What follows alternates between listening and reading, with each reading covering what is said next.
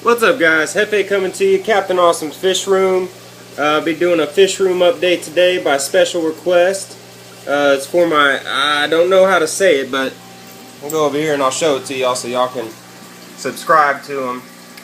This guy right here, I think it's Marcoayhon. I don't know, but it's Marcoayhon. Special request just for him. He wanted to do a fish room update. So I'm going to go over every tank, what's going on in it, and all that fun stuff. This is a little 10-gallon tank I'll be taking down soon, thank God.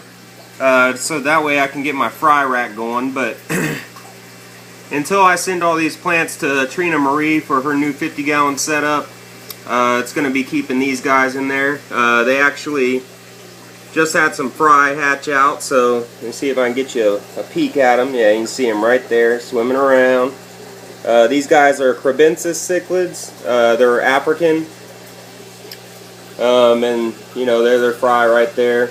There's a lot more in there. It's just planted, and, you know, you really can't see all of them, but they look pretty cool. What'll end up happening is, you know, I'll probably use these as a live food for my red devil or something like that.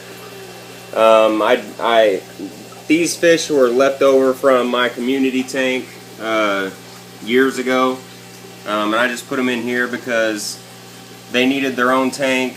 I couldn't really stick them with anything else. You know, but yeah, all these plants are going to Trina Marie. Got some Anubias, some Java fern, got some floating plants.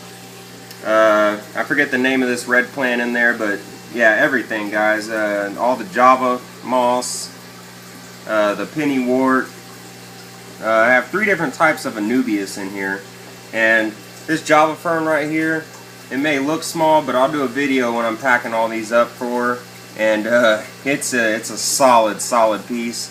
There's a lot of plants in there, and then I got the blue hygro over there that she's getting, and but yeah, that's the 10-gallon tank with the breeding pair of Crebensis that have fry right now. Over here is the 40 breeder where I keep Micro Machine, his brother, and my other 2 Frederick Stalleye that I have. I don't know if I can get a shot of any of the other fish. And you can see Micro Machine's brother hanging back by the filter intake there. And here comes Micro Machine wanting to know what I'm doing. He's looking real good. Starting to get some orange and some blue in him. Got that nice red stripe, some spangling. One of the Freddies are up here hanging out. See him right there. And the other Freddy, normally he's hanging out back inside that little basket where the pump is. So he's back there. Recently I added all these pothos clippings to all my tanks. I got them from my mom's house. She has a huge potho plant, and I just take clippings. I mean, this thing is huge, guys. Maybe I'll do a video on it one day, but the red mangroves are doing awesome, but the algae scrubber here, I wanted to talk a little bit about that. It's working great. Both sides have excellent growth, as you can see. Now I want to talk about the bald spots I have on here. I haven't cleaned this thing since that last video I made of me cleaning it. And the reason is, since I've added this little trough at the bottom to prevent the water from splashing so much, when the algae gets too heavy, it clumps and it falls off down into here. And I still have the filtering capacity of that algae. It's still running through there, filtering out particles and, you know, dissolved organics and stuff like that. While still having the screen full of green growth, as you can see. So it's kind of a self-cleaning scrubber, I might say. I know someone's probably going to tell me that you have to clean them, but guys, the water quality in this tank is, the nitrates are almost at 0, and I do the same amount of water changes as I do on all my tanks. And so I'm telling you guys, this is making a difference along with those red mangroves and the bamboo and stuff, but I can promise you that's the main component that's doing that right there. Little self-cleaning algae scrubber. And you see all that algae that's already fell off. I'm really digging it. Now when it gets too full, I'll clean out that trough, but you know, I mean, it's just doing awesome. So there's that. And Micro Machines tank. We'll go over to the wild caughts real quick. It's going to be kind of a long video, guys. I have 6 tanks up and running right now, so. Alright, these guys are the wild caughts. I'll do a little feeding for them so we can get the big boy out. There he is right there, looking awesome. Look at that.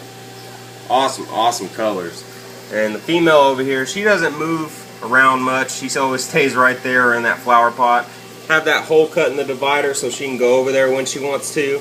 Haven't seen her over there lately. I got a rock right by the divider so they can breed if they want to, but he's always shaking at her and stuff like that, but you know, I guess she's just not interested yet.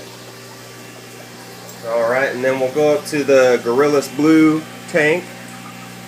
Throw a little food in there for them.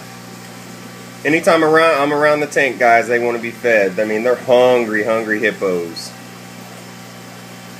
So they're doing awesome. Just recently added those 2 rocks in there. And I'm kind of digging it, but I'm still not sure if I like it. I've had a couple people say they like it and don't like it, but I'm not completely, you know, sold yet, so, you know, still working on that. Got some safe in today, since I don't have my drip system up and running yet. So I'll be using that. And my man Big Rig's tank, nothing really changed with him except I got a potho hanging out of his tank now. See him hanging out right there inside his little cave. There he is. He's looking good. When I get close to his tank, he kind of shakes at me and kind of, you know, charges. He's not glass banging like he was. I think that's just because I had all the lights off in the fish room that one day, but he's starting to come around. You see him shaking at me now. He's looking awesome. Definitely one of my favorite fish. That's all that's changed. The Jags are doing good. The female is just mean as hell. Here, I'll do a little feeding for y'all so you can see her. She's just hateful. As soon as I mean, look at that. I mean, as soon as I even look like I'm going to put my hand up there, she's there. So, try to show y'all here.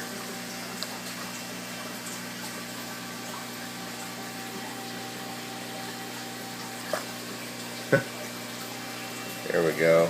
Male got him some too. She won't let him eat sometimes, so I got to drop in a few pellets at a time just to get him some food. So, mean. There you go. But the fry are doing good. They're growing. They're getting huge. Let me see if I can get y'all a good picture of them. Yeah, they're getting pretty big. That Massive Boar Delight is doing them right. And here's my little red devil buddy. I'm not sure if it's male or female yet. If y'all can tell at the size it's at, I'm thinking it's a female. You know, based on the dorsal fin. It doesn't have a streamer, and the anal fin is more rounded than males are. But he or she is looking really good, keeping most of the orange, hasn't gotten any creamsicle except for inside of her dorsal, anal, caudal, pectoral fins, all those. She's starting to get really curious when I come up to the tank and stuff, so, you know, doing awesome. I think she's eating, or has eaten, the other little Jags I had in here, so I haven't seen them out lately. But yeah, so that's all the tanks, guys. Hope y'all enjoyed. This is what I'm doing, this is what I've done. Rate, comment, subscribe, let me know what y'all are thinking, and we'll see y'all next time. Stay tuned for some more drip system videos. I'll be running those lines inside the attic, bringing it down and connecting everything, and also have a video of what I did to connect the hosing to the water faucet. So stay tuned. Y'all have an awesome evening, and we'll see y'all next time. Adiosa.